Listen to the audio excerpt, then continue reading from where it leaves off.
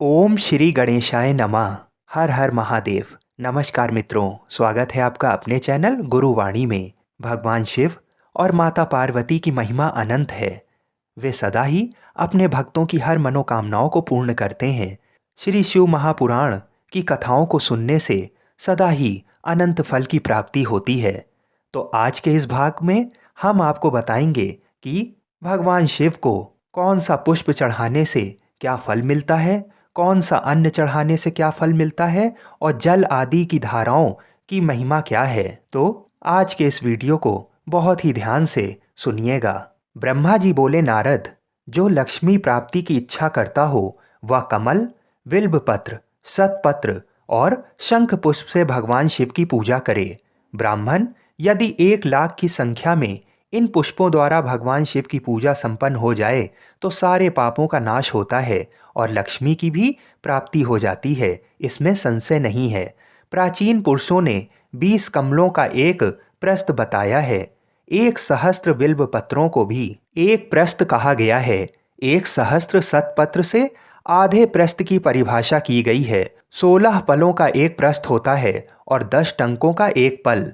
इस मान से पत्र, पुष्प आदि को तौलना चाहिए। जब पूर्वोक्त संख्या वाले पुष्पों से शिव की पूजा हो जाती है तब सकाम पुरुष अपने संपूर्ण अभीष्ट को प्राप्त कर लेता है। यदि उपासक के मन में कोई कामना न हो तो वह पूर्वोक्त पूजन से शिव स्वरूप हो जाता है। मृत्युंजय मंत्र का जब 5,00,000 जब पूरा हो जाता है तब भगवान शिव प्रत्यक्ष दर्शन देते हैं। 1,00,000 के जप से शरीर की शुद्धि होती है। दूसरे लाख के जप से पूर्व जन्म की बातों का स्मरण होता है। तीसरे लाख पूर्ण होने पर संपूर्ण काम वस्तुएं प्राप्त होती हैं।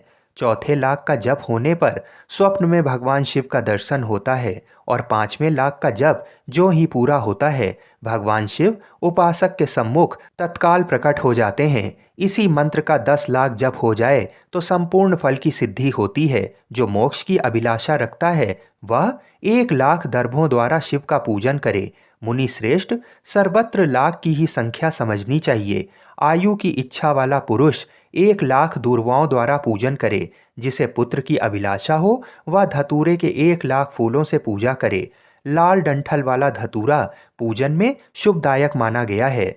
अगस्त के 1,00,000 फूलों से पूजा करने वाले पुरुष को महान यश की प्राप्ति होती है। यदि तुलसी दल से शिव की पूजा करें तो उपासक को भोग और मोक्ष दोनों सुलभ होते हैं। लाल और सफ़ेद आक अपामार्ग और श्वेत कमल के 1,00,000 फूलों द्वारा पूजा करने से भी उसी फल, भोग और मोक्ष की प्राप्ति होती है। जपा के 1,00,000 फूलों से की हुई पूजा शत्रुओं को मृत्यु देने वाली होती है। करवीर के 1,00,000 फूल यदि शिव पूजन के उपयोग में लाए जाएं तो वे यहाँ रोगों का उच्चाटन करने वाले होते हैं। बंदूक, दोपहरिया के फूलों द्वारा पूजन करने से आभूषण की प्राप्ति होती है। चमेली से शिव की पूजा करके मनुष्य वाहनों को उपलब्ध करता है, इसमें संशय नहीं है। अलसी के फूलों से महादेव जी का पूजन करने वाला पुरुष भगवान विष्णु को प्रिय होता है। शमी पत्रों से पूजा करके मनुष्य मोक्ष प्राप्त कर लेता है। बेला के फूल चढ़ाने पर भगवान शिव अत्यंत शुभ लक्षणा पत्नी प्रदान करते हैं। जूही के फूलों से पूजा की जाए तो घर में कभी अन्न की कमी नहीं होती।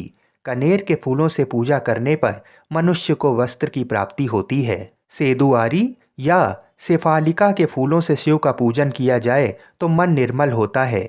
1,00,000 बिल्वपत्र चढ़ाने पर मनुष्य अपनी सारी काम वस्तुएं प्राप्त कर लेता है। हर श्रृंगार के फूलों से पूजा करने पर सुख संपत्ति की वृद्धि होती है।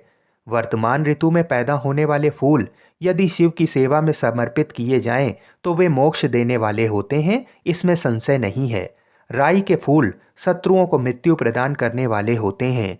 इन फूलों को 1,00,000 की संख्या में शिव के ऊपर चढ़ाया जाए तो भगवान शिव प्रचुर फल प्रदान करते हैं। चंपा और केवड़े को छोड़कर शेष सभी फूल भगवान शिव को चढ़ाए जा सकते हैं। तो देखा आपने किस प्रकार हर फूल को चढ़ाने से क्या फल की प्राप्ति होती है। मित्रों, आगे का भाग भी बड़ा रोचक है। आगे की कथाओं को सुनने के लिए हमारे चैनल को अवश्य सब्सक्राइब करें। हर हर महादेव।